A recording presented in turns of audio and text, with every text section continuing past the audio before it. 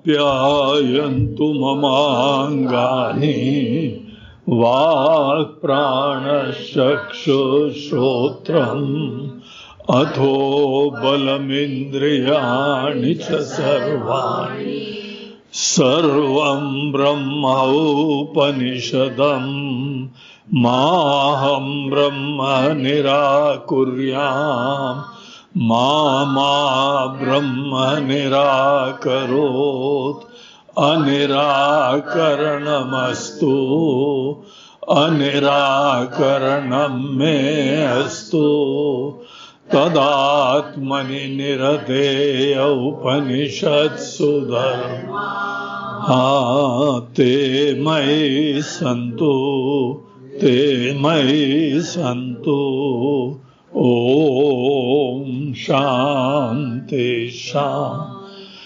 शांति।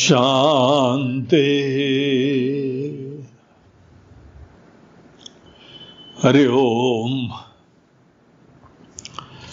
कल हम लोग केनोपनिषद के तीसरे खंड की कथा का कुछ मुख्य प्रयोजन देख रहे थे।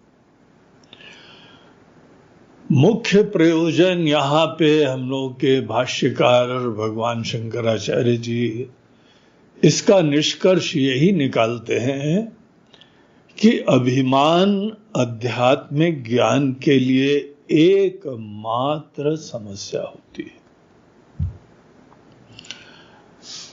अभिमान झूठा होता है।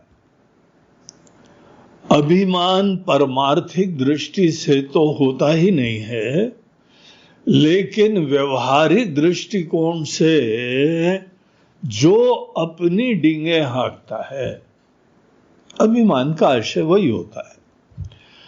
हमने ये करा था, हमने ये करा था, हम ये कर रहे हैं, हमको ये करना है। देखिए, हमको करना है ये अभिमान नहीं है, ये कर्तव्य का मन के अंदर भान है। कर्तव्य का हम पालन विनम्रता से भी कर सकते हैं और एक स्टिफनेस के साथ कर सकते हैं। हम करने वाले,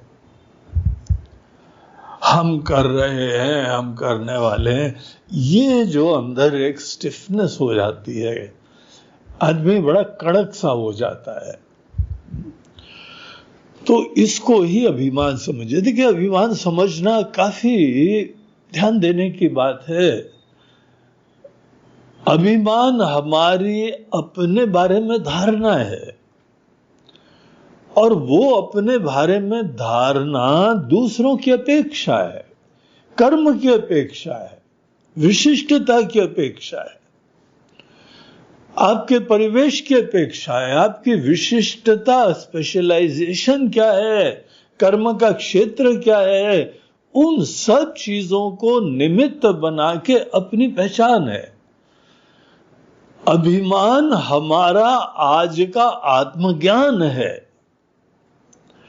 और अगर आपको मन में थोड़ा भी लगता है कि अभी आपके अंदर आत्मज्ञान नहीं है, तो इसको रूट आउट करना बहुत आवश्यक है। और क्योंकि अभिमान हमारे अंदर केवल कल्पना से बना हुआ है, हमारे मन के अंदर की एक दृष्टि है, एक संभावना है,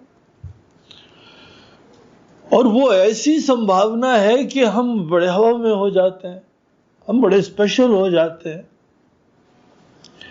देखिए, हम लोग अपने आप को धन्य समझे कि ईश्वर की कृपा है, हमारे पास कोई विशिष्टता है। हमारे पास विशिष्टता है तो है, सबके पास भी तो विशिष्टता है। अगर कोई काम कराना हो तो आपको किसी न किसी के, कोई विशेषज्ञ के सहायता की जरूरत होती है। कोई आपके रोग हो, कोई निर्माण का काम हो, कोई देश का संचालन हो, हर चीज के लिए इतने विशिष्ट लोग हैं कि आप बड़ी विनम्रता से जानते हैं कि ये काम आप नहीं कर सकते। आपको किसी विशेषज्ञ की सहायता लेने की जरूरत है। अभी आश्रम में कुछ हम लोगों का रिनोवेशन का काम चल रहा है, और ये तो हमारे इंदौर का सिद्धांत ही है, जहां सतत विकास होता रहता है, पुराना खत्म होता रहता है, नवीन बनता रहता है। ये हमारे वहां की क्या, ये आप लोगों के वहां की भी कहानी होगी, ये पूरी दुनिया की कहानी होती है। हर पेड़ की कहानी होती है, पतझड़ होती है, फिर उसके बाद पत्ते निकलते हैं, फूल निकलते हैं, फिर झड़ जाते हैं। सतत विकास, सतत परिवर्तन। तो अगर सतत परिवर्तन हो रहा है तो हमारे वहां भी हो रहा है। हमको कोई ना कोई कारपेंटर्स, इलेक्ट्रिशियन और पेंटर्स और स्टोन लगाने वाले, पॉलिश करने वाले, हम भले अपने अंदर बड़ी हवा में हो, लेकिन ये सब कोई काम हम नहीं कर पाते। और अगर करें भी तो काम जो है ज्यादा ही उलझ जाता है, हमारे काम में पॉलिश नहीं रहती है। इमरजेंसी में तो हर आदमी को ही करना पड़ता है, लेकिन हम जानते हैं कि हम उस चीज के विशेषज्ञ नहीं हैं। विशेषज्ञ अगर कोई भी है तो आपकी विशिष्टता की क्या विशेष बात है? इतना ज्यादा अपने हवा में क्यों? विनम्रता रखो ना, बल्कि सबको आदर से देखो कि दूसरा व्यक्ति जो काम कर सकता है वो हम नहीं कर सकते हैं, अन्यथा तुमको टीम बनाने की जरूरत क्या पड़े? अगर टीम बनाने की जरूरत पड़ती तो उतरो पेडेस्टल से, ऊपर जो चढ़े हुए हो, हम बड़े खास हैं, हम बड़े खास हैं। अरे क्या खास है? तुमको थोड़ी सेवा का मौका मिला है। अगर सपोज तुम बॉस होके किसी के गाइडेंस भी दे रहे हो, तुम तो गाइडेंस ही दे पाते हो ना, काम तो कर नहीं पाते हो, तो क्या इतनी विशिष्टता रखते हो? वेद हमारे चारों वर्ण को शरीर के भिन्न भिन्न अंग दिखाते हैं। अगर एक सर है, एक हाथ है, एक धड़ है, एक चरण है, कौन से एक अंग के बगैर आपका जीवन चल सकता है? इसीलिए सबकी विशिष्टता है। देखो अभिमान का खोखलापना, अभिमान हमको दूसरे का आदर नहीं करने देता है। इतनी हवा में रहते हो कि दूसरे का महत्व नहीं दिखाई पड़ता है। कोई जी जान लगा रहा है कोई काम करने के लिए, और यहां देखो ये हवाबाज, ये अपनी हवा में रहते हैं। पता नहीं कौन सी जो है धारणा हो गई है, ये अभिमान की बदबू होती है। विनम्रता में सुगंध होती है। हर व्यक्ति के कार्य को आदर देने में महानता होती है, नैतिकता होती है, शिष्टाचार होता है। और हम लोग यहां शिष्टाचार के दृष्टिकोण से बहुत बात नहीं कर रहे हैं, हम लोग केनोपनिषद पढ़ रहे हैं। हम लोग का पूरा प्रश्न वहां से चालू हुआ था कि किसके वजह से हमारा मन, हमारी प्राण, हमारी इंद्रियां जीवंत होती हैं। तो वहां पे आचार्य ने बोला कि वो तुम्हारी आत्मा है, लेकिन हम सीधे आत्मा शब्द यूज नहीं करते हैं, क्योंकि आत्मा शब्द से तुम ये अभिमान को भी समझते हो। तुम्हारा जो भी परसेप्शन है, जो भी तुम्हारी धारणा है, वो सभी तुम बोलते हो ना, ये हम है ये। अच्छा, बोलते नहीं हो, सोचते तो हो। हमारे मन के अंदर ये सोचना, ये ही तो हमारे दृष्टिकोण से आत्मा का अर्थ है, हम। इसीलिए यहां केनोपनिषद ने ये नहीं बोला कि जो मन को, जो प्राण को, जो इंद्रियों को, सबको ऊर्जावान करता है, जीवंत करता है, वो आत्मा है। बोलते हैं आत्मा शब्द बोलने से हमारा प्रयोजन ही सिद्ध नहीं होता है। आत्मा के ही भ्रम में ये इंसान पड़ा हुआ है। जहां आत्मा बोल दिया तो बोला हाँ अब हमको को समझ में आ गया, हम तो अपने आप को जानते हैं। अब कैसे ऐसे प्रॉब्लम को हैंडल करें?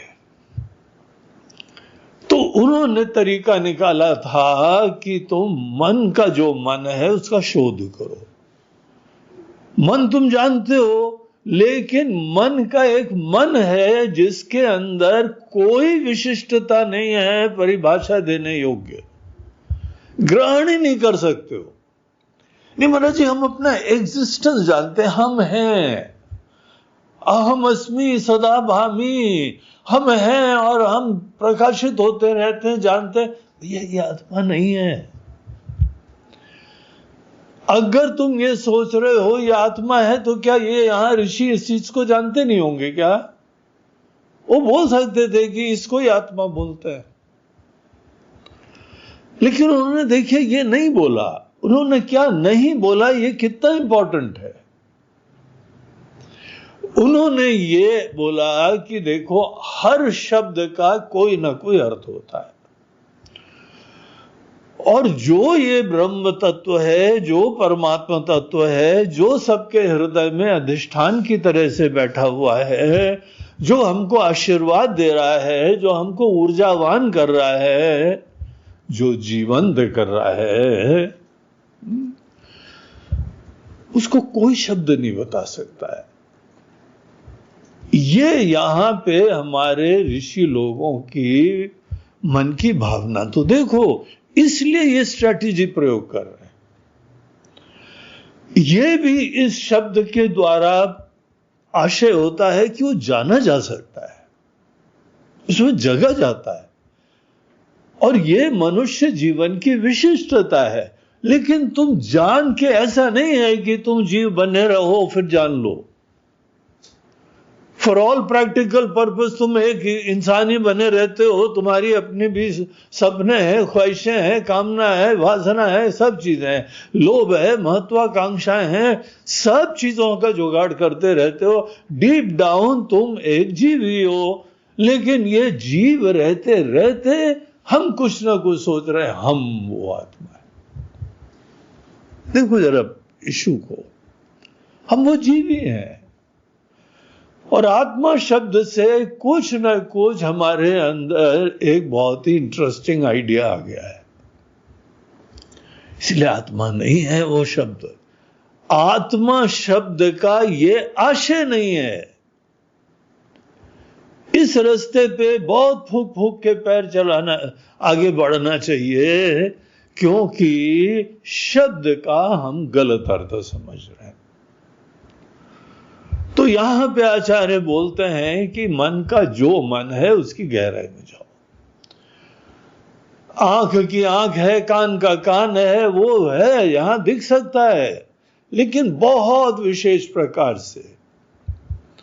तो ये चल रहा था, हमारे अंदर कोई भी अवधारणा हो जाना, कोई भी निश्चय हो जाना, जीव रहते रहते,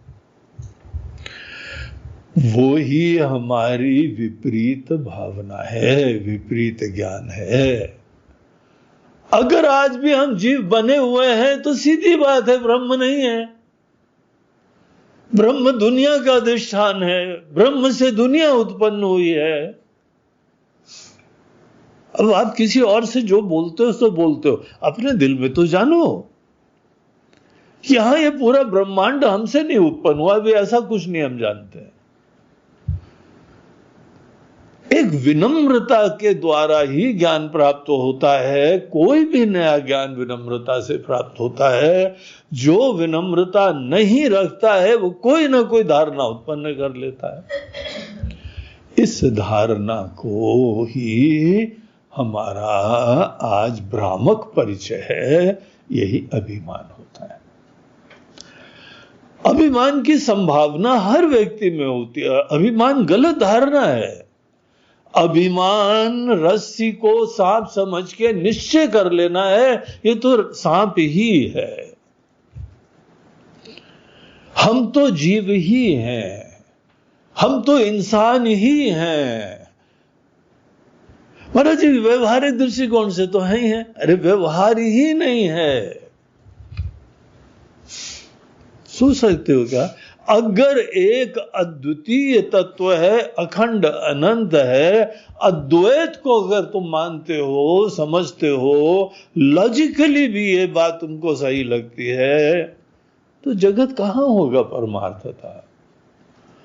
जब तक सपने में रहते हैं तब तक सपना सच दिखाई पड़ता है।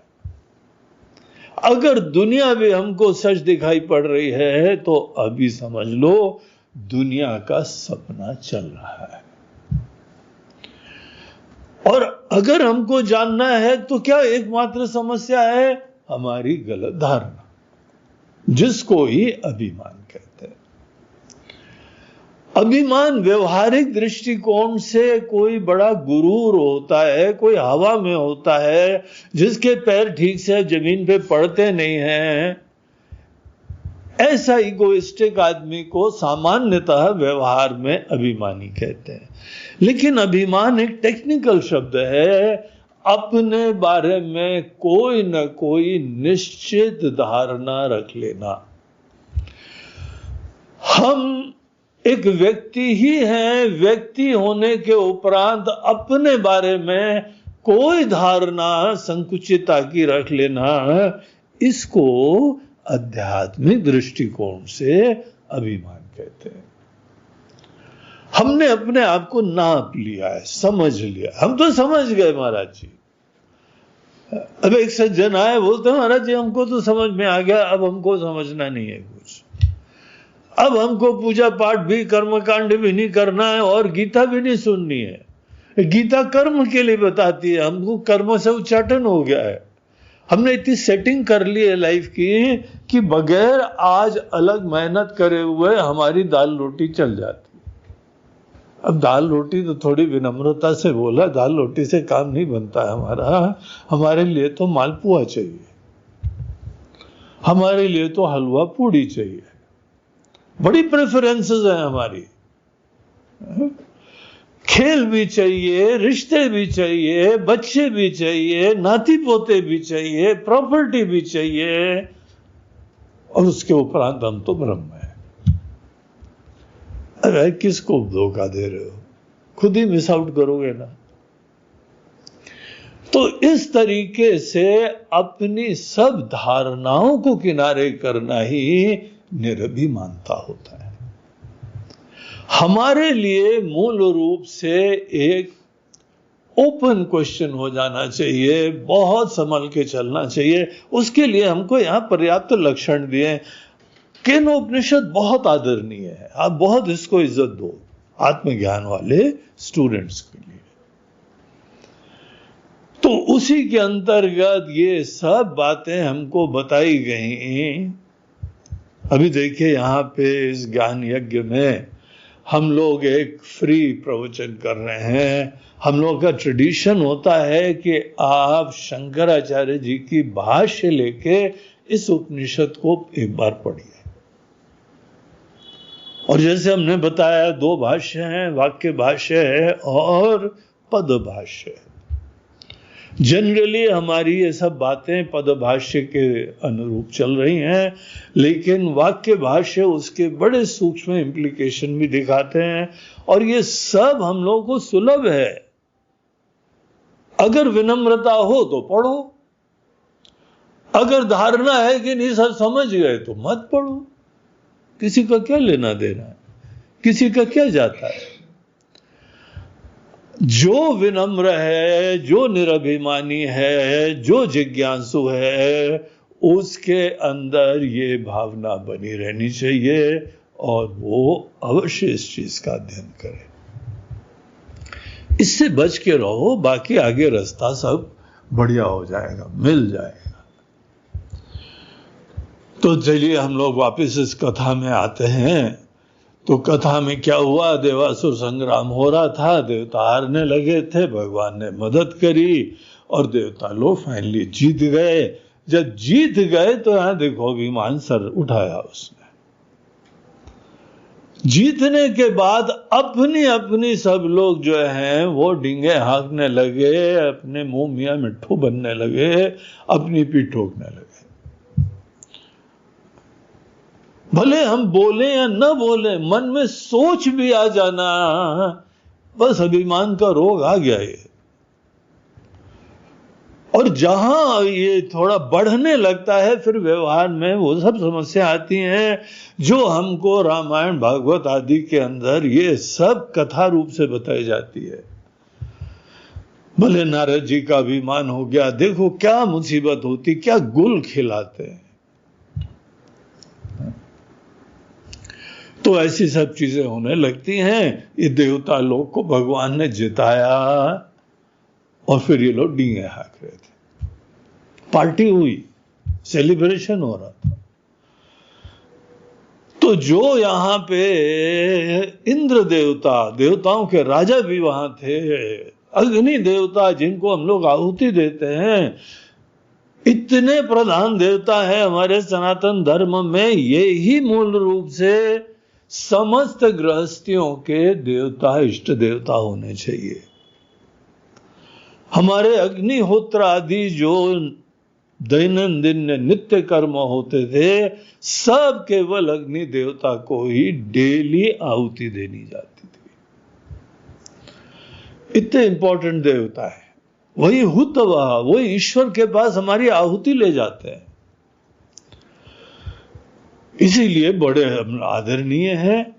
और आपका जीवन का अंत हो जाएगा तो इस शरीर अग्नि देवता को ही दिया जाता है। ये कोई इकोलॉजिकल दृष्टिकोण से, साइंटिफिक दृष्टिकोण से नहीं होता है, ये धार्मिक दृष्टिकोण है। इंद्र देवता हमारे इष्ट हैं, इंद्र देवता हमारे यहाँ पे सब जीवन को संचालित कर रहे हैं, ये उनकी प्रॉपर्टी है, इसीलिए उनको वापस करा जाता है। ये मूल रूप से वैदिक दर्शन में यही प्रधानता होती है। इतने इंपॉर्टेंट होता है अग्नि देवता।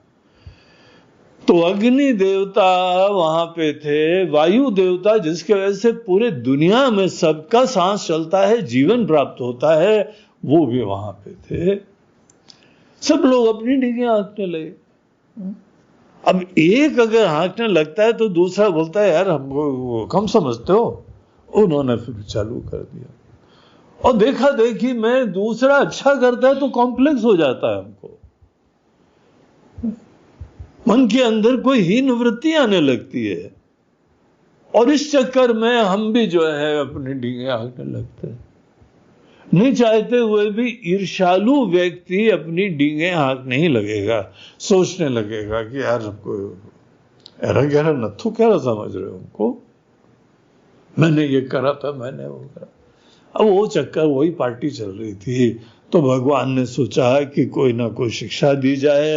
एक बहुत ही प्रकाशमय पुंज की तरीके से वहां अभिव्यक्त हुए, यक्ष की तरह। यक्ष बड़े सुंदर होते हैं, संपन्न होते हैं, ऐश्वर्य से युक्त होते हैं, ग्लोरियस होते हैं। यक्ष की तरफ ही सबकी दृष्टि ज्यादा जाती है। और खासकर जो डींगे हाँकने वाले होते हैं उनके सामने तो यक्ष को ही आना चाहिए। तो वो यक्ष आए तो सब बिल्कुल डम फाउंडेड हो गए, स्तब्ध हो गया, ये है कौन, किसी को नहीं पता था। तो वो कहानी के अंदर हम लोगों ने ये सब देखा था। सबसे पहले अग्नि देवता गए। अग्नि देवता जाके वहां पास में तो बड़ी तेजी से गए थे, लेकिन जाके एकदम स्तब्ध होके खड़े रहे, उसका दर्शन ही करते रहे। तो वो साइलेंस को यक्ष ने ब्रेक करा और उनसे पूछा कि आपकी तारीफ, आप कौन है। अब ये देखो, यहाँ पे ईगोइस्टिक आदमी होता है ना, हवाबाज होता है, उसका तो बड़ा ईगो हर्ट हो जाता है। कोई हमसे पूछे, प्रसिद्ध आदमी, विशिष्ट आदमी, कोई पूछ भी लो, ये सूक्ष्म अंदाज होते हैं किसी का अभिमान तोड़ने के लिए। अभिमान तोड़ने के लिए गाली गलौज नहीं करनी पड़ती है। अभिमान तोड़ने के लिए केवल प्रसिद्ध से पूछ लो आप कौन, खत्म काम। तो उन्होंने बताया कि मुझे अग्नि कहते हैं, मैं सब जलाता हूं। बोला अच्छा, तो ये थोड़ा जला के दिखा दो। एक घास का तिनका रखा तो वो जला ही नहीं पाए, और उनका सब अभिमान तोड़ने का ही तिगड़म चल रहा था। तो सर झुका के वापस आ गए। वायु देवता गए, वायु देवता भी कुछ नहीं कर पाए, वो भी वापस आ गए। तो सब लोगों ने बिग बॉस को बोला, इंद्र देवता। इंद्र देवता ने बोला ठीक है, हमारे कोई भी ये सैनिक लोग, सेवक लोग, देवता लोग काम नहीं कर पा रहे हैं, चलो हम कर देते हैं। मिशन बड़ा इंपॉर्टेंट है, फाइल हमको ट्रांसफर करो, हम ही निपटा देते हैं। तो इंद्र देवता वहां पे गए। यहां तक हम लोग की कहानी चली थी। फिर उसके उपरांत हमने ब्रेक लेके अभिमान की लीला बताई। कल अभिमान की चर्चा कर रहे थे। तो इंद्र देवता की कथा हम लोगों ने देखी। अथ इंद्रम अब्रुवन, तो वो जो है देवताओं ने जब इंद्र से बोला कि भगवान, हे भगवान, एतद विजानी ही कि मेतद यक्षमिति, आप जानिए कृपया करके, आप पता करके आइए, प्रॉब्लम बड़ा सूक्ष्म है। तो वो गए वहां से, और जैसे इंद्र देवता गए, तस्मात् तिरोदधे, वहां से यक्ष सामने, वो पहुंच तो गए, उन्होंने निकटता से थोड़ा सा यक्ष को पास जाके देखा, बहुत पास से नहीं। बहुत पास से देखते हैं तो अभिमान गायब हो जाता है। इसीलिए कोई भी अपने आप को, अपने हवा को, अपने अभिमान को कभी पास से नहीं देखता है। और जहां हमने अपने बारे में निकटता से, सूक्ष्मता से विचार करा, यहां पे उस कथा में कैसे बता रहा है, बस पास पहुंच गए। इंद्र देवता पास पहुंचे तो वहां पे तस्मात् तिरोदधे, तिरोधान हो गया, अंतर्धान हो गया। भगवान अवतार लेते हैं ना, दर्शन देते हैं, फिर उसके बाद अंतर्धान हो जाते हैं, तिरोधान हो जाता है। तिरोधान मतलब अब दिखना बंद हो जाते हैं, उनकी सत्ता नहीं खत्म होती है। अवतार किसको बोलते हैं, ये ध्यान रखो, बहुत इंपॉर्टेंट प्रिंसिपल है। अवतार बोलते हैं हमारे धरातल पे कोई आ जाए। हम जो भी देख रहे हैं, स्थूल चीजें देख रहे हैं, सूक्ष्म चीजें देख रहे हैं, भावना देख रहे हैं, जो भी हमारे लिए बहुत इंपॉर्टेंट चीजें होती हैं, उसी धरातल पे भगवान जब प्रकट हो जाते हैं तब हम बोलते हैं दर्शन।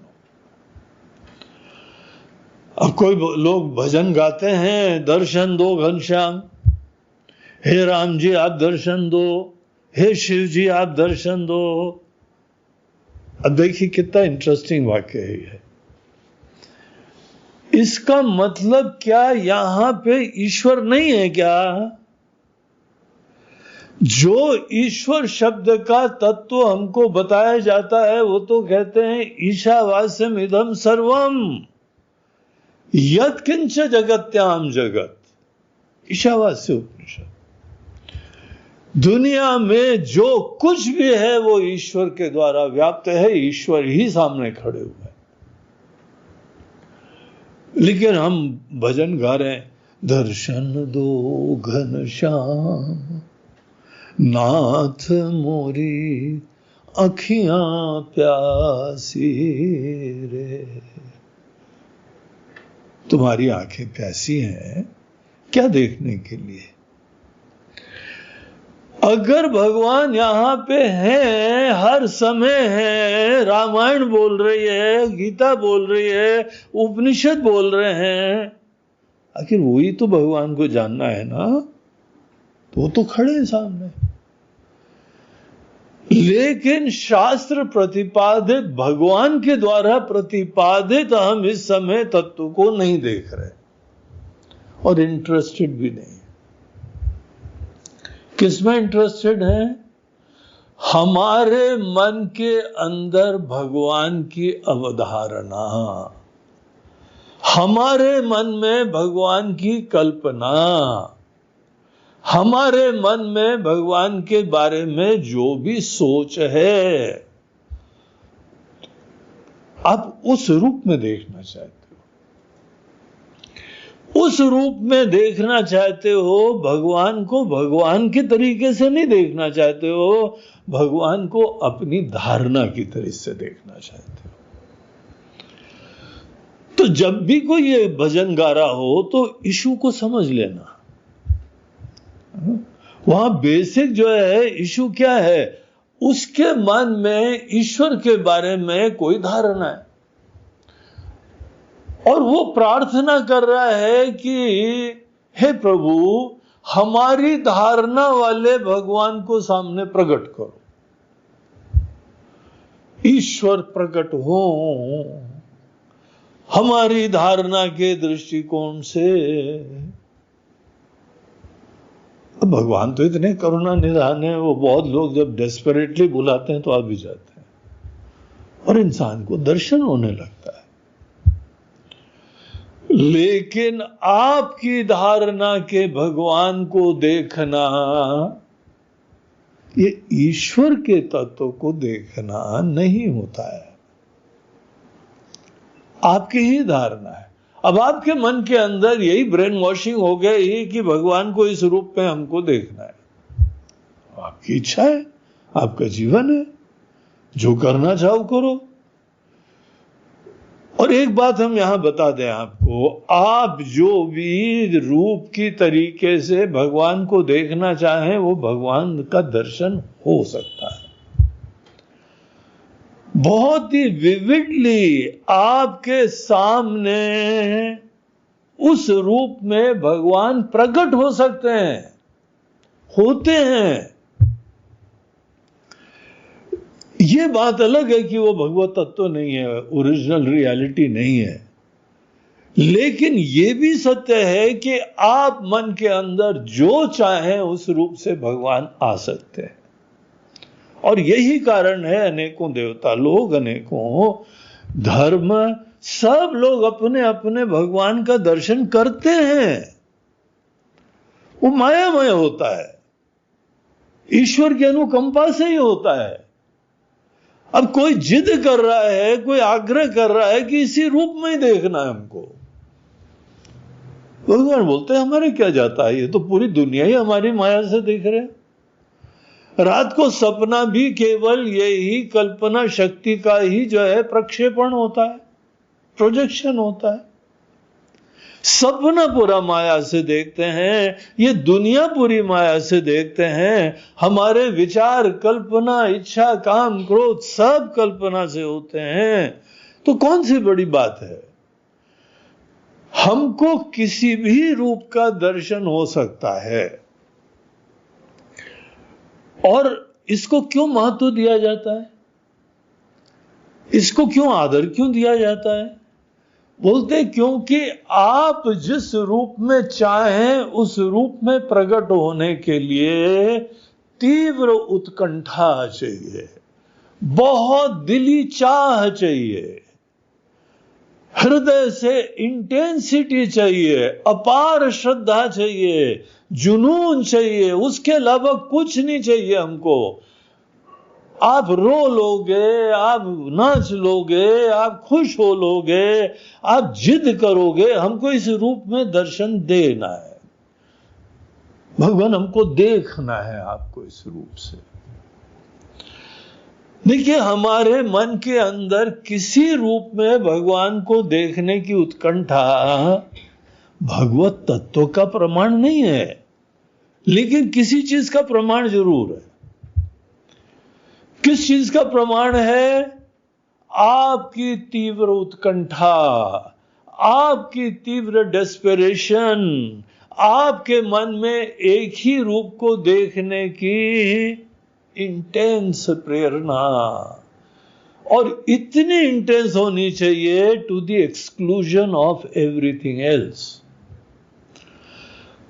आपको सब छोड़ना पड़ेगा, एक चीज के लिए ही आप अपना दिलो जान लगाओ और भगवान का एक रूप में दर्शन करो। ये आपके मन में बाकी सब चीजों के वैराग्य का सूचक होगा।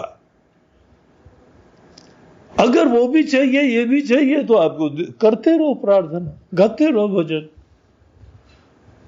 बस साथ साथ हारमोनियम तबला सीख लोगे और कुछ नहीं, भगवान नहीं आएंगे, क्योंकि आपके मन के अंदर प्रायोरिटी तो है ही नहीं। अगर किसी में डेस्परेशन होती है तो आप अपने इष्ट देवता का जो भी रूप है, इष्ट देवता के अपने प्रिय लोग हो जाए, आदरणीय लोग हो जाए। हमको शंकराचार्य जी के प्रति बहुत प्रगाढ़ आदर है, हम चाहें तो शंकराचार्य जी यहां पे इसी समय प्रकट हो जाएंगे, हम चाहें तो, यद्यपि वो ओरिजिनल शंकराचार्य नहीं होंगे, वो आएंगे रहेंगे चले जाएंगे। लेकिन अगर कोई व्यक्ति अपनी कल्पना से प्रेरित होके, श्रद्धा से प्रेरित होके, उत्कंठा से प्रेरित होके एक रूप के दर्शन के लिए साधना करता है तो रूप का दर्शन होता है, लेकिन वो वास्तविकता नहीं होती, मगर आपकी भक्ति तीव्र दिखाई पड़ जाती। तो भगवान के किसी सगुण साकार सोपाधिक रूप के दर्शन की कोई जो साधना करता है, ऐसे लोग बहुत तीव्र इच्छा करते हैं, बड़ी तीव्र उत्कंठा करते हैं, बहुत प्यार रखते हैं, सब चीजों को किनारे कर देते हैं, उनके ऐसे मन का सूचक होता है। फिर आप किसी चीज का भी दर्शन कर सकते हैं।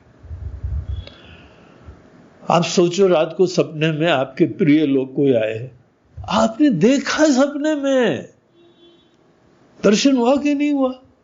सपना बोलते ही है कि अपने मन के अंदर हम अपने किसी प्रिय व्यक्ति का दर्शन कर लेते हैं। सपना आपके मन के अंदर की तीव्र भावनाओं का, इच्छाओं का सूचक होता है। और द वेरी फैक्ट कि सपना होता है, सपना देखते हैं, यही प्रमाण है कि जिस चीज की तीव्र इच्छा रखो उसका मन में प्रोजेक्शन हो जाता है, प्रेजेंटेशन हो जाता है। तो अगर कोई किसी चीज का भी रूप का दर्शन कर रहा हो, इसके अपने कुछ लक्षण होते हैं। ये व्यक्ति अब एक रूप के दर्शन के लिए बहुत सिंसियर है, इसलिए जब चाहे भगवान दर्शन दे देते उस रूप में।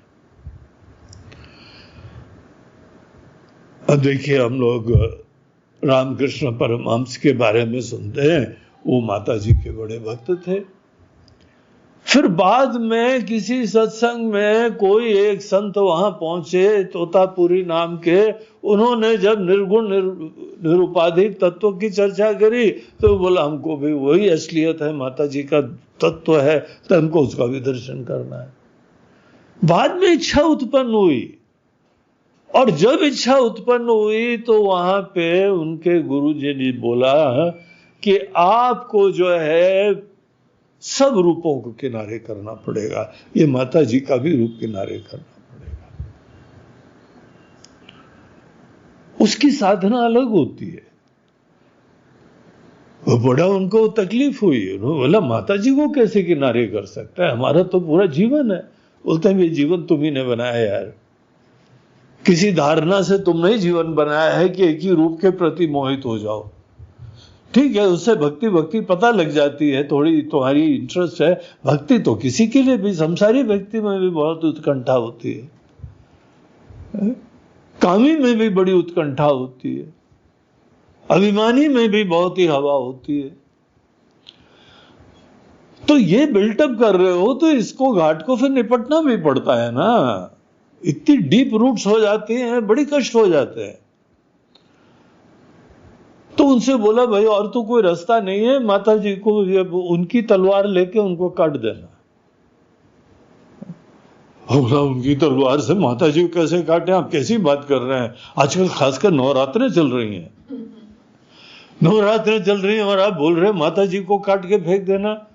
बोला भाई मत फेंको, हमको क्या है, तुम तो माता जी की गोद में, उनके पल्लू में पहले बैठे हुए हो, हमको कोई इश्यू थोड़ी है। तुमको अगर निर्गुण निराकार उनके वास्तविक तत्व को, माता जी का ओरिजिनल तत्व देखना है तो ये करना पड़ेगा, सब कल्पनाओं को किनारे करना पड़ेगा।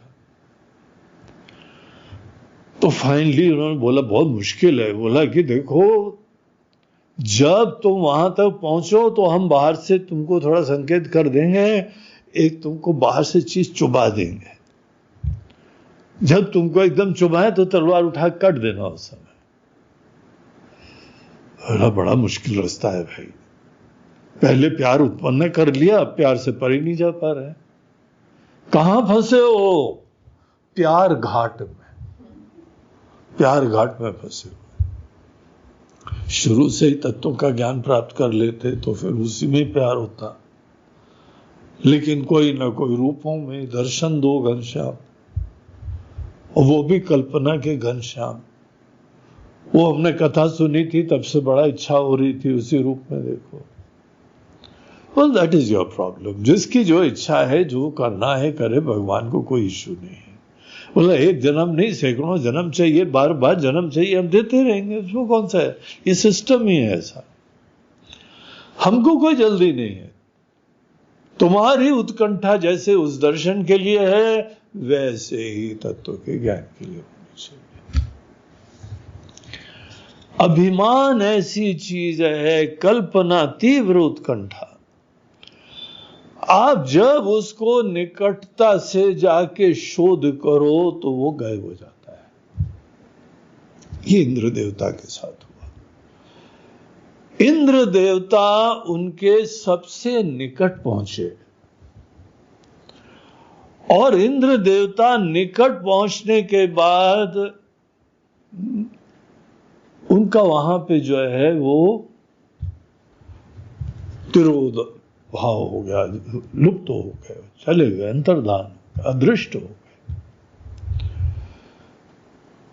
तो देखिए इंद्र देवता की अच्छाई, अगर वो समझ में नहीं आया, अगर वो वहां से तिरोधान हो गया, तो इंद्र देवता वहां खड़े रहे, निराश नहीं हुए।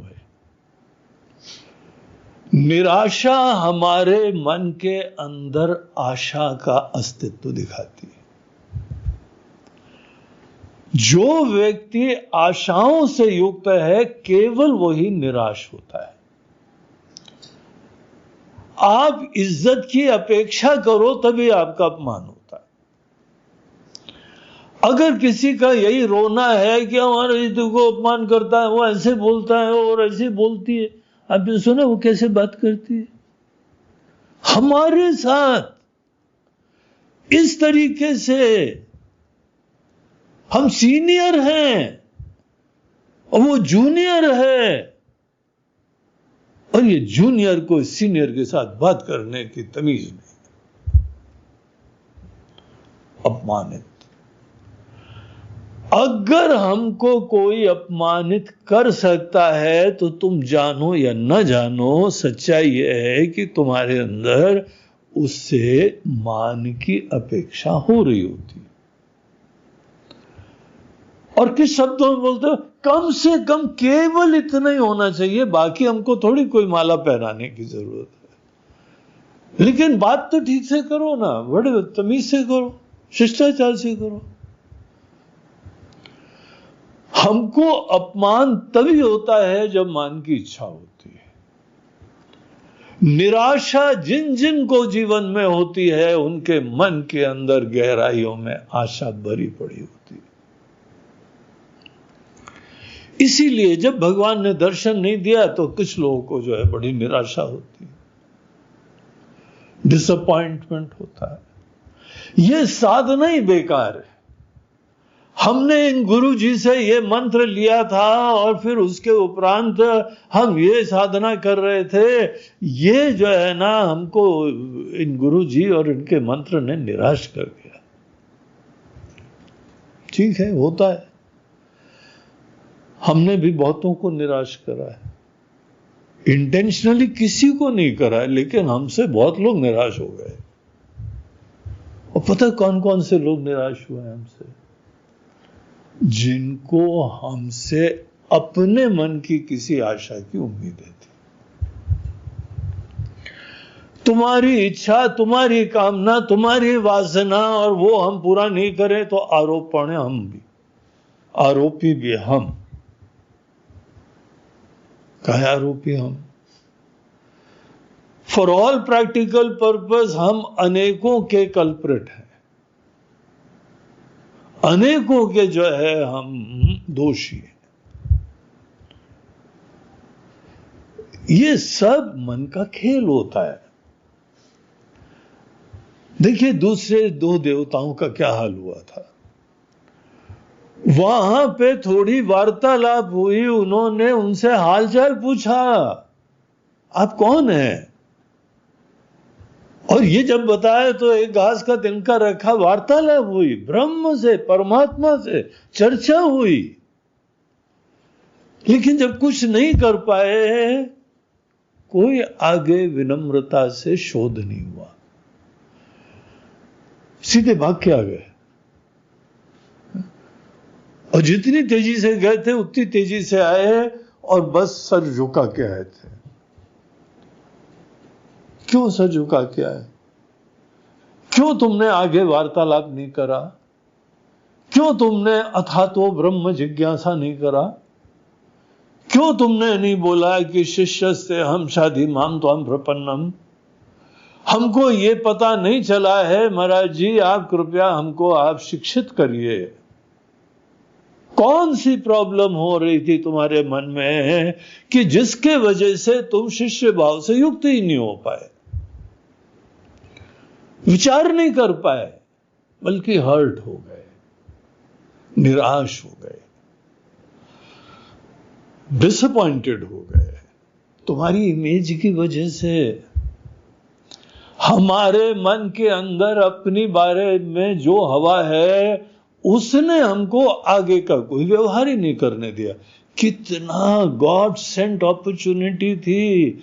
इंद्र देवता, वायु देवता के लिए साक्षात परमात्मा प्रकट हैं और उनसे बात कर रहे हैं। नहीं समझ में आया, हमारी धारणा वाले भगवान को नहीं, हमारा ईगो भी हर्ट हो गया है। इस चक्कर से ना इंद्र देवता खड़े रहे। इंद्र देवता वहां पे खड़े रह के विचार करते हैं, ये कौन था ये, और हमसे बात करने योग्य हमको नहीं समझा। हम आए इतनी दूर से, उन्होंने देखा भी, और जैसे निकट आए मुंह मोड़ के चले गए। I am hurt. लेकिन हम इवन दो हमको ऑडियंस तक नहीं दिया, उन्होंने मुड़ के तक नहीं देखा। हम उनके सत्संग में पहुंच गए थे, कोई घास नहीं डाली, हम उठ के चले गए।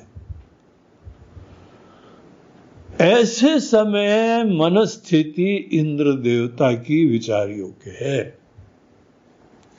तो इंद्र देवता वहां पे खड़े रहे और इस तीसरे खंड का अंतिम मंत्र जो बचा हुआ है, उसको अब हम लोग पढ़ देखते हैं कि इंद्र देवता ने करा क्या।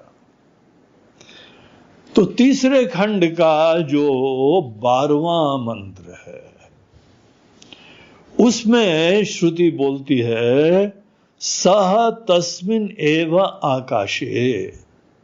वहीं पे खड़े रहे इंद्र देवता, उसी स्पेस को देखते रहे, यहीं खड़े थे। हमारी इंद्रियों के द्वारा ग्राह्य थे, हम जो देख पाते थे उसी लेवल के ऊपर वो प्रकट थे, लेकिन यहां से गायब हो गए। तो वो वहीं खड़े रहते हैं और वो विचार करते हैं। जो व्यक्ति डिसअपॉइंटमेंट के समय, निराशा के समय तनाव ग्रसित नहीं हो रहा है, बल्कि संतुलन से विचार कर रहा है, एक मंकी गीता आती है महाभारत में। वहां पे एक व्यक्ति के पास 2 बछड़े थे। वो बछड़े किसी ऊंट की भगदड़ में खत्म हो गए। वो बड़े विचारवान व्यक्ति थे। वो वहीं बैठे गए, उसी स्थान पे थोड़ी देर बैठ गए। रोते रोते वापस घर में नहीं आए। अरे हम लाए थे, खत्म हो गए, दोनों बेचारे बछड़े मर गए, ऐसे ऐसे भगदड़ हो गई और ऊंट ने एकदम अपने गले में उठा लिया, लटक गए, वो फांसी हो गई। बहुत ही तुम डिटेल में कथा बता सकते हो, लेकिन इन्होंने बोला ये इश्यू नहीं है। हमारे मन में निराशा क्यों हुई? हमारे मन में शोक क्यों आ रहा है? शोक की कहानी जानना हमारे लिए ज्यादा महत्व की बात है। तो मंकी ऋषि वहीं पे बैठ गए और वहां चिंतन करा। देखिए, घटनाएं तो बहुत घटित होती हैं, लेकिन हमको अपनी ग्रीफ की एनालिसिस, हमारी घुटन, पीड़ा, दुख इस घटना की वजह से आया। क्या घटना की वजह से आया? क्या बाहर भगदड़ हो गई इसलिए दुख हुआ? हाँ, कुछ नेता लोग आएंगे और आदमी को वहां पे अनुदान दे देंगे।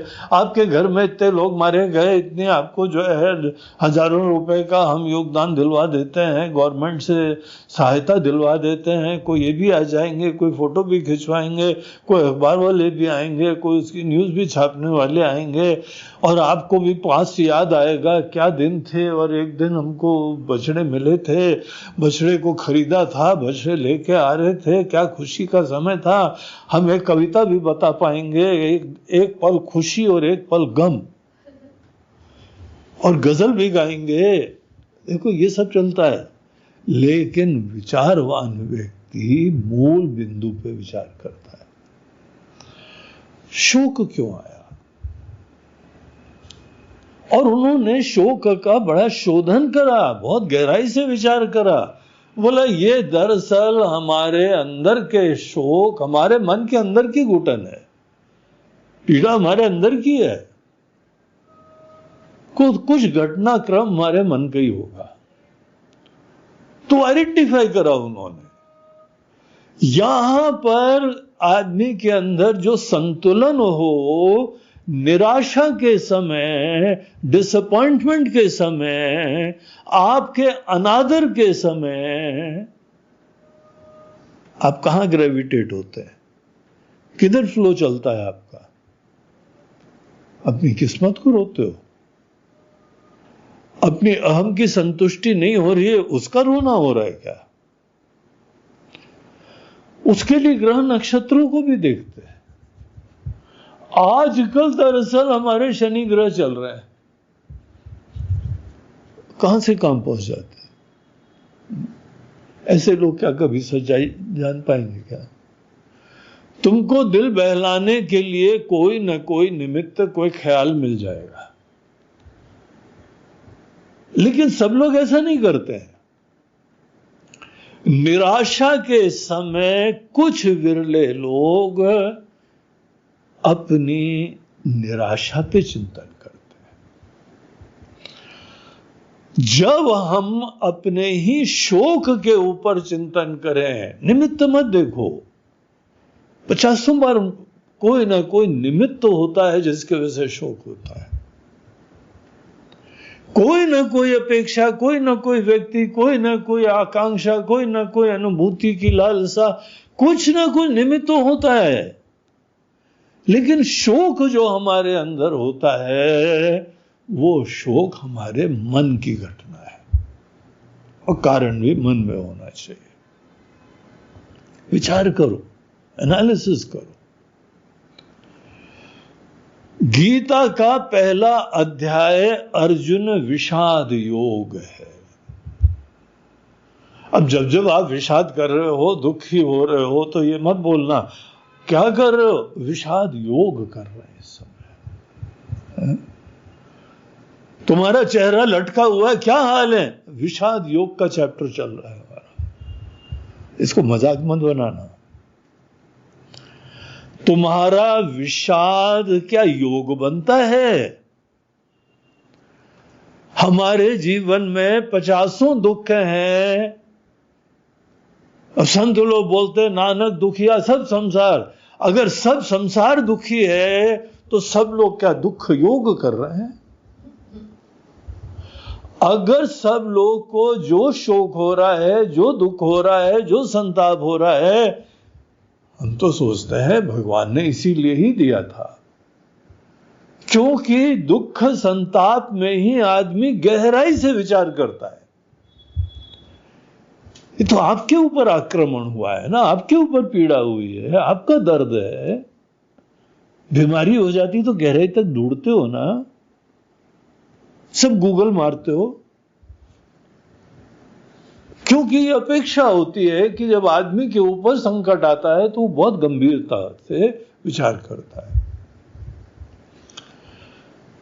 अर्जुन के जिस समय ये शोक की प्राप्ति हुई, विषाद था, डिस्पोंडेंसी, ग्रीफ, स्ट्रेस, तनाव, यही है विषाद।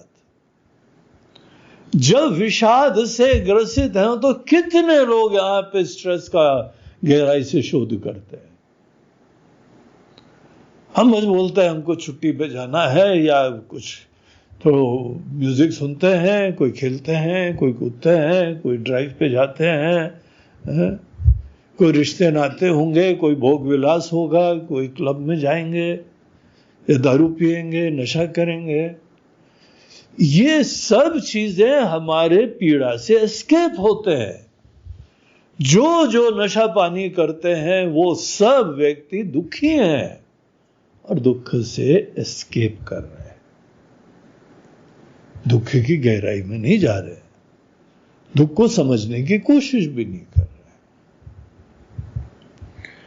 यद्यपि बहुत बढ़िया मौका था, जब समस्या आती है तो उस समय बहुत इंपॉर्टेंट लाइफ का मोमेंट होता है, हम चाहें तो इसके हम जड़ तक जा सकते हैं। जो व्यक्ति जीवन में निराशा के समय, अपमान के समय, दुख के समय, विषाद के समय विचार कर पाता है, उसी को गीता में योगी कहा जाता है। योगी बनने का मतलब ही होता है, गीता बहुत इंपॉर्टेंट है। आप सामान्यतः खुशी मिलती है तो हर्षित होते हो, हवा में होते हो, अभिमानी हो जाते हो। गीता बोलती बैलेंस रखो। जब तुमको कोई डांट वांट पिट गई, जब तुमको कोई अपमानित हो गया तो दुखी होके भाग गए, विचार नहीं करा। जो व्यक्ति सुख दुख में संतुलन बनाए रखता है और विचार करता है, यहां पे जो है सुख दुख आ जाए, यहां मान अपमान आ जाए, निराशा हो जाए या आशा की पूर्ति का हर्ष हो जाए, हर्ष विषाद कुछ भी आए, आप हर्ष के समय भी विचार करते हो, आप विषाद के समय विचार करते हो। नहीं करते हो तो योगी बनना चाहिए, उसी को योगी बोलते हैं। गीता का वचन है, सुख दुखे समय कृत्वा लाभा लाभो जया जयो ततो युद्धाय युज्यस्व नैवं पापम वाप्स्यसि। अर्जुन, जैसा तुमको पाप मिल रहा है ना, वो कभी नहीं आएगा अगर तुम बैलेंस रखोगे। खुशियां मिलती हैं तो नाचने लगते हो, हर्षित हो जाते हो, कृपा मिल गई भगवान की। अरे इससे नहीं होती कृपा, ज्ञान की प्राप्ति से कृपा होती है। और तुम्हारा हर्ष ज्ञान की प्राप्ति में सहायक नहीं हो रहा है, बाधक हो रहा है। उसी तरह विषाद भी अगर चाहो तो कर लो, एक विकल्प है, एक पॉसिबिलिटी है। किसी ने अपमान कर दिया, देखो अपमान तुम्हारा नहीं होता है, क्योंकि तुम अपने आप को जानते ही नहीं हो। अगर हम अपने आप को जानते नहीं है तो हमारा अपमान नहीं होगा। या अपने आप को अगर श्रुति के अनुरूप ब्रह्म तत्व जानते हैं तो अपमान नहीं होगा। अपमान किसका होता है? एक काल्पनिक एंटिटी का होता है, जो संकुचित है, अपेक्षावान है, उसका अपमान होता है। वो आदमी योगी नहीं बना है। योगी बनना बहुत इंपॉर्टेंट चीज होती है। अर्जुन को यह ज्ञान की प्रेरणा हुई, भगवान ने बोला अर्जुन योगी नहीं हो यार तुम अभी। इस भाषा में नहीं बोला अर्जुन योगी है यार, योगी नहीं हो, ऐसा हम बात को समझाने के लिए बता रहे हैं। लेकिन भगवान ने सीधे बोला अर्जुन अभी तुम कर्म के क्षेत्र में रहो, सुख दुख के मध्य में, जय पराजय के मध्य में, सब चीजों के मध्य में रह के संतुलन रखो, बस योगी हो जाओगे। खुशियां देंगे तुमको, अभिमान मत करना, क्योंकि एक पल का होगा, लंबी चौड़ी इनिंग्स नहीं होगी।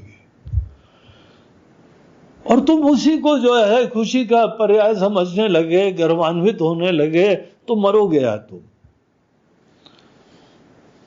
सुख भी आता है एक क्षण के लिए, दुख भी आता है एक क्षण के लिए, तब तुम यादों को पकड़े रहोगे क्या? यादों में ही जीते रहोगे, तो खत्म हो गया। यादें अपेक्षावान की होती हैं। मिथ्या को मिथ्या देखने वालों को क्या यादें होंगी? क्यों यादें होंगी? नश्वर था, खत्म हो गया। क्या चीज हमको याद रहना है? जो व्यक्ति आशा निराशा के समय, सुख दुख के समय, मान अपमान के समय खड़ा रहे, विचार करे, वो ही योगी है, वो महान है, वो पुण्यात्मा है। इंद्र देवता ने अपने पुण्यात्मा होने का परिचय दिया। वो वहां पे तस्मिन्नेव आकाशे, वहीं पे खड़े रहते हुए उन्होंने प्रार्थना करी। इसी ब्रह्मांड के अंतर्गत एक बड़ा अद्भुत दिव्य अलौकिक यक्ष आया था। क्या होगा, कौन होगा, क्या बताने के लिए आया था, क्यों आया था? हंड्रेड्स ऑफ क्वेश्चंस, पूछने वाले के लिए बहुत सारे क्वेश्चन हैं। नहीं पूछने वाले के लिए अपने अपमान के अलावा क्या है, अपने रोने के अलावा क्या है? ज्योतिषियों का चक्कर काटो, कौन से ग्रह चल रहे हैं, और इसके अंदर हमारे प्रति क्या दुश्मनी है? दुश्मनी भी उसके अंदर आरोपण होगी। ईर्ष्या करता है हमसे, इगोइस्टिक है। वो ब्रह्म को, यक्ष को भी इगोइस्टिक बोल सकते हो, उनका क्या जाता है? लेकिन हमारी एनालिसिस है। मगर इंद्र देवता ने कुछ नहीं करा। इंद्र देवता ने वहां पे खड़े होकर प्रार्थना करी, इच्छा प्रकट करी। प्रार्थना इच्छा ही होती है। प्रार्थना हमारे अंदर का संकल्प ही होता है।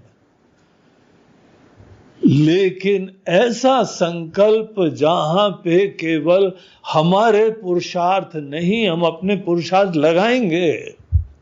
संकल्प करो तो अपने पुरुषार्थ लगाने पड़ते हैं, इसके लिए रेडी होना चाहिए, मेहनत के लिए रेडी होना चाहिए। लेकिन यही संकल्प जब प्रार्थना रूप हो जाता है तो हम ईश्वर से भी मदद मांगते हैं। इतनी तीव्र उत्कंठा है कि हम भी मेहनत करने को तैयार हैं, और साथ साथ डिवाइन इंटरवेंशन भी हमको चाहिए। भगवान जो भी हमको आप कृपया गाइडेंस दीजिए, I am open to it, उसको प्रार्थना बोलते हैं। प्रार्थना ये नहीं है कि आपने इच्छा प्रकट करी, भगवान को लड्डू पेड़ा चढ़ा दिया, बात निपटा देना। भैया तुम क्या करोगे? बस लेट के खाओगे प्रसाद? क्या पुरुषार्थ विहीन हो गए? अगर तुम अपनी तरफ से कोई पुरुषार्थ नहीं करते हो, कोई साधना नहीं करते हो, तुम न जप करो, न ध्यान करो, न अध्ययन करो, न शास्त्र को पढ़ो, और बोले भगवान ज्ञान दे दो हमको, तो तुम पुरुषार्थ क्या कर रहे हो? ऐसे लोगों की प्रार्थना निष्फल होती है। तुम्हारी प्रार्थना में तुम सिंसियर ही नहीं हो। जो व्यक्ति प्रार्थना करे लेकिन पुरुषार्थ न करे, उस आदमी के अंदर कोई इच्छा की पूर्ति का प्रश्न भी नहीं होता है। वो एंडलेसली, वो भीड़ होती है दुनिया की, एंडलेसली लड्डू पेड़ा चढ़ाते रहते हैं और पंडितों की तोंद बढ़ाते रहते हैं। हमारे अनेकों पंडित लोग दो क्या मोटे ताजे होते हैं, क्योंकि ऐसे लोगों के द्वारा प्रसाद चढ़ाया जाता रहता है। हर प्रार्थना के साथ भगवान के हमको सहयोग की भी इच्छा है और खूब मेहनत करने के लिए भी रेडी होना चाहिए, त्याग करने के लिए रेडी होना चाहिए। ऐसी प्रार्थना की भावना इंद्र देवता लाए, वहीं खड़े रहे, जिज्ञासा करिए। अगर जिज्ञासा प्रकट हो जाती है तभी जाके ब्रह्म का ज्ञान मिलता है। और ये जीवन की हर घटनाओं के द्वारा हमको जिज्ञासा की प्रेरणा मिलती है। हर सुख दुख, हर मान अपमान, ये हमको जिज्ञासा की प्रेरणा दे रहा है। जिज्ञासा, जानने की इच्छा, कमर कस के जानने की इच्छा करनी चाहिए। तुमको मान अपमान तो खूब मिले, ज्यादा ज्यादा क्या करा, एक किताब लिखेंगे अपने दुखड़ा बताने के लिए, ये तुम्हारा परिणाम हुआ। कविता लिखने लगे, मैं शायर तो नहीं था, शायरी आ गई। अब अनेकों कविताओं के कवियों की महफिल में अपना दुख रोते हैं जाके।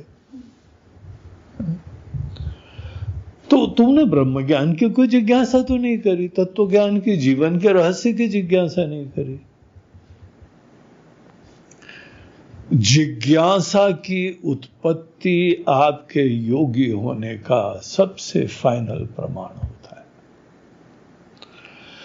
इंद्र देवता ने वहीं खड़े होके डिसअपॉइंटमेंट को समाप्त करके हावी नहीं होने दिया, वो जहर अपने अंदर जो व्याप्त नहीं होने दिया, उसी घटनाक्रम के ऊपर विचार करा और प्रार्थना करी।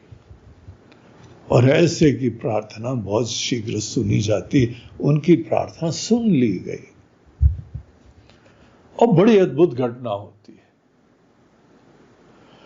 अच्छा, क्या घटना हुई? हाँ, वो घटना हम लोग फिर कल के सत्र में देखेंगे। ओम नमः पार्वती पतये हर हर महादेव।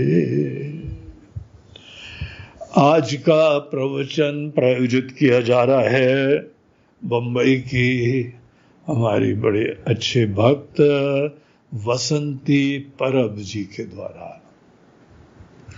वसंती परब जी ज्ञान यज्ञ में सेवा भी देती रहती हैं और अपने पूरे कुल कुटुंब सबके हित के लिए भी प्रार्थना करती है। आज वो अपनी बुआ जी उनके पिताजी की बहन, तो बुआ जी नीरा परब उनकी स्मृति में आज आहुति दे रही हैं और इस आहुति के द्वारा नीरा परब जी का मंगल हो, उनका कृपा हो, उनको आनंद मिले, ये भगवान से प्रार्थना कर रही हैं। तो बहुत बहुत आशीर्वाद वसंती जी आपको, और नीरा जी के लिए भी हमारी प्रार्थना है। नमः पार्वती पतये हर हर महादेव। नर्मदे हर, बोलो गंगा मैया की जय।